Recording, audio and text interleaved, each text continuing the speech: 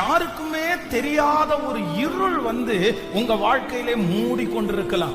அப்படின்னா எனக்கு நல்ல வேலை இல்லையே அப்படின்ற ஒரு இருள் உங்களுக்குள்ள தொடர்ந்துட்டே இருக்கலாம். என்னுடைய வருமானம் இப்படி இருக்கேன்ற ஒரு இருள் இருக்கலாம். உங்க சரீரத்துல இருக்கிற ஒரு வியாதி வந்து உங்களுக்கு ஒரு இருளை போல இருக்கலாம்.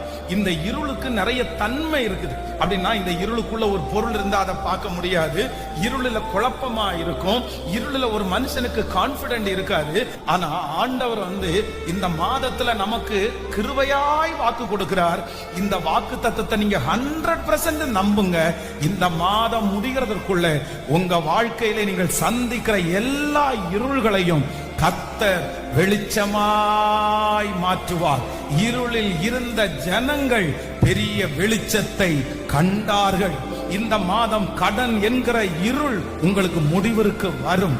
மன குழப்பம் என்கிற ஒரு இருள் இந்த மாதம் முடிவிற்கு வரும்.